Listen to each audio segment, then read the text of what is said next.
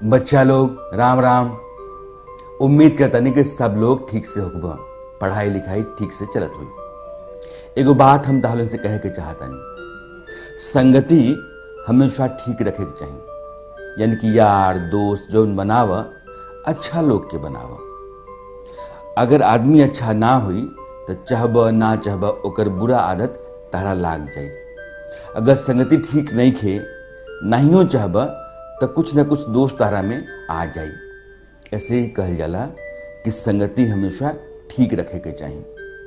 यह बात समझावे खातिर आज की कहानी हम लेके आयल बनी। ठीक से सुनिए।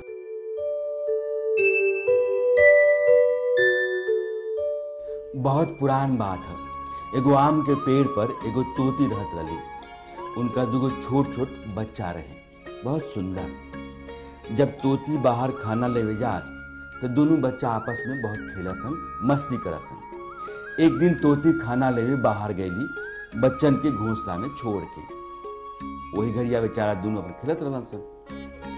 यही दौरान एगो खतरनाक शिकारी आ गई। शिकारी तोती के दोनों बच्चन के उठा लेलक, अपना झोली में रखे लागल। एगो बच्चा तो बेचारा के सहू फुर से उड़ के निकल गए, लेकिन एगो उड़ ना पाई। शिकारी के झोला में कैद हो गई, बंद कर दिलक ओकरा के। अब जोन उड़ के चल गए रहे ओकरो ठीक से उड़ ना होत रहे। ऐसे कुछ दूर पर जाके बेचारा थक हार के जमीन पर गिर गई। वही रास्ता से जहां जमीन पर गिरल रहे कुछ ब्राह्मण जात रहे लोग। वो लोग वो बेहोश बेसुध पड़ल तोता के उठा लेलक। उठा के वो लोग लेके अपने संगे आश्रम में चल गए। ब्राह्मण लोग जाके आश्रम में एगो पिंजरा में तोता के रख देलक। अब ई तोता आश्रम में पले लागल। शिकारी जोना के बंद करके ले गए रहे उस शिकारी के घरे पले बढ़े लागल। अब दोनों दो अलग अलग जगह पर पलत बढ़त रहन। एक दिन राजा अपना घोड़ा पर सवार होकर जंगल से जात रहे। तभी उनका आवाज सुनाई पड़ल, पकड़ा मारा करा के, ये दुष्ट के छोड़िया मत, एक शिकार कर भाई। राजा का लागल कि भाई ये किन है, आखिर को तोता के आवाज लागता आ एकरा मार काट पकड़ छोड़ मत कहला से का फायदा बा। ई कौन तोता है? राजा बेचारे बड़ा परेशान भइल। लेकिन अब जल्दी में रहलन, आगे बढ़ गइलन। थोड़ा आगे गइलन तो उनका प्यास लागल। देखलन कि पास में ऋषि लोग के आश्रम बा, तो आश्रम की तरफ वो चल गइलन।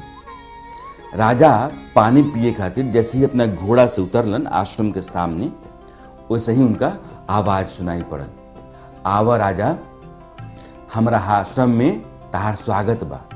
हई देखा भाई अतिथि आयल बारन, इनका स्वागत करा लोग। इनका के पिए के ठंडा पानी ले आव, खाए खातिर मीठा फल ले आव, इनका आराम करे के बंदोबस्त कर। राजा ये आवाज के सुन के बहुत प्रभावित भइलन। वो देखलन कि एगो तोता की आवाज है। वो तोता के पास जाके बोलन, तू बहुत अच्छा पक्षी बारा, बहुत बढ़िया बात करता रहा, तू दूसरों के आदर करता रहा, तारा में संस्कार बहुत बढ़िया बा। बाकी एगो बात जानता रहा, तहरे नियर एगो पक्षी हमरा कुछ देर पहले मिल रहा, ओकर आदत तहरा से एकदम उल्टा रहा। ऊ काट मार पीट यह सब करते रहा, एकदम कड़वा बोल रहा होकर। राजा के बात सुन के तोता पूछलक कि राजा शिकारी के डेरा में ओकरा के देखनी का? राजा कहके हाँ शिकारी के घर रहे हुआ।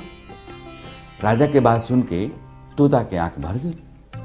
तोता बोल कि राजा वो हमार सगा भाई हो, ओकर परवरिश शिकारी के यहाँ हो रहा बा, अब वहीं भइल।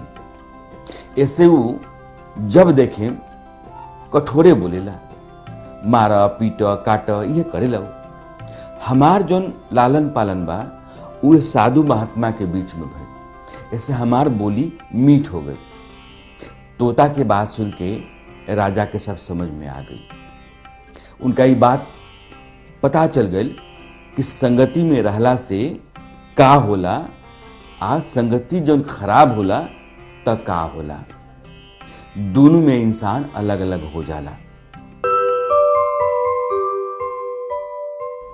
तो बच्चा लोग एक कहानी से का सीख मिला था? सीख ई बा कि हमने के हमेशा अच्छा लोग के बीच में रह के चाहिए। अच्छा के जे अच्छा व्यवहार करे, जे अच्छा बोले, जे पीठ पीछे भी तारा बारे में अच्छा करे, जे सामने तारा कमी के बतावे कि तारा में ई कमी बा, जाके पीछे शिकायत ना करे। ये सब लोग जे होला से अच्छा होला। ऐसे ऐसा अच्छा बने खातिर ऐसने अच्छा लोग के बीच में रह के कोशिश करे के चाहिए।